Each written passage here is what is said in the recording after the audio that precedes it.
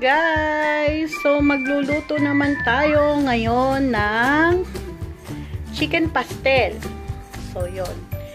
So ang ingredients ko for my chicken pastel is bawang, sibuyas, then mushroom, bell pepper, potato, carrots, sausage, chicken, butter, then may patis, may parmesan cheese ako, then pepper, then evaporated milk.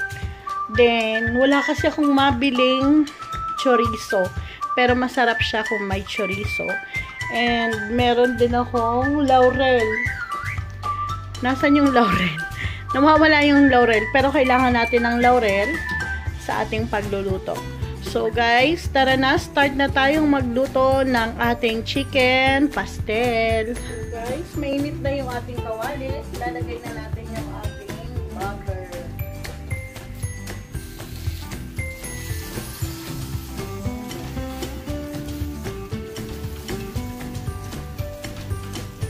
Ang bago na agad. Butter na. Dahil alam natin okay na yan, hindi ko na iniintay siyang matunaw lahat kasi mangingitim. So, lalagay ko na yung garlic and onion. Ang ingay ng aking aso.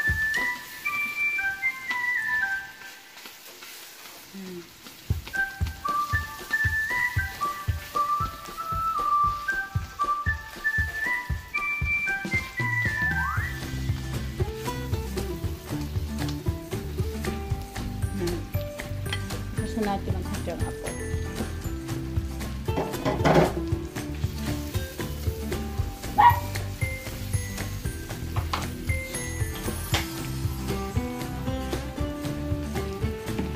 Then, susunod na natin yung chicken.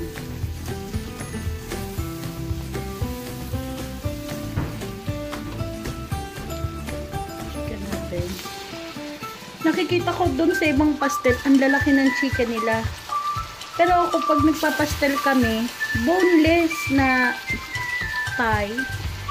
Kaya lang wala din ako mabili. SNR meron, pero hindi naman kami napunta palagi ng SNR. So, ito na lang.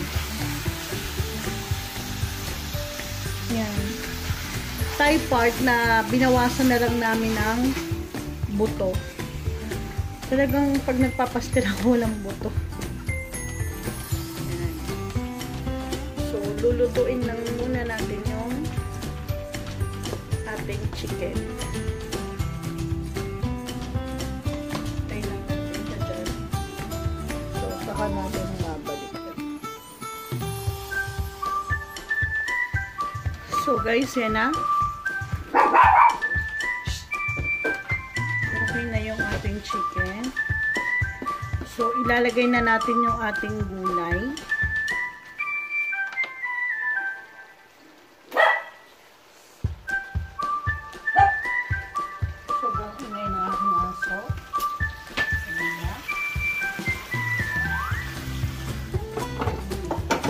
Sabay ko nang ilalagay yung potatoes and carrots. Diba? Ang daming gulay. Kasi hindi na ako nagtira kasi sayang. At least dito, marami.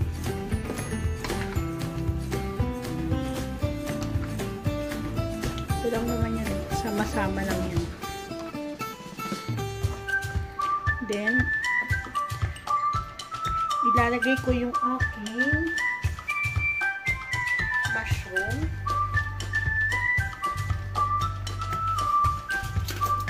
And yung aking laurel.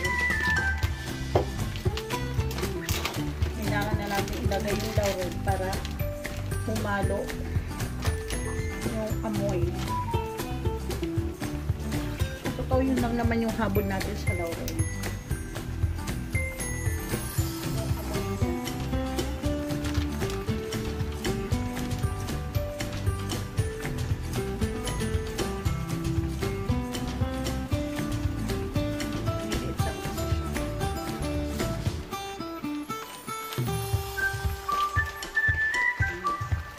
i-mix natin siya.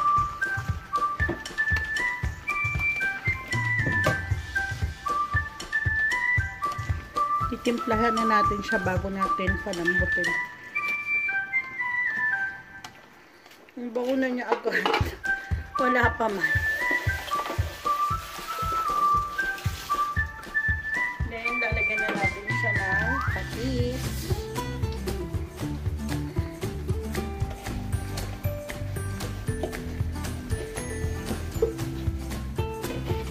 Patis, then, paminta.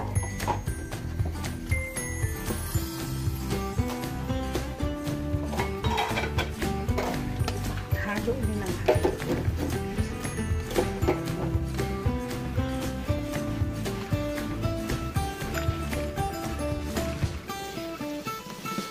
Nakikita nyo, hindi ko siya nilalagyan ng sabaw pero nagtutubig siya dahil sa mga patatas,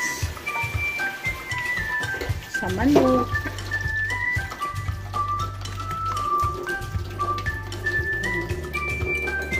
Then, lalagyan ko na siya ng gatas.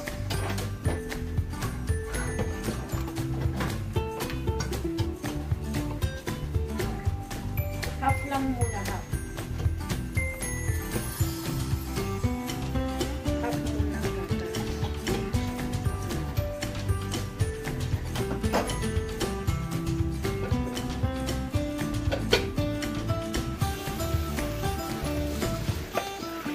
Halo ulit.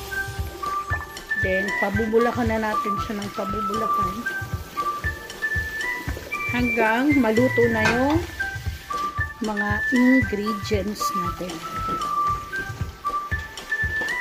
Okay. So, ayun na guys. Luto na siya. So, ilalagay ko na lahat ng ingredients niya.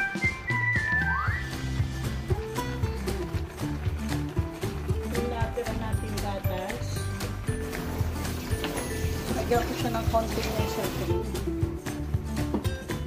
Lagyan ko sa prep. Kasi gusto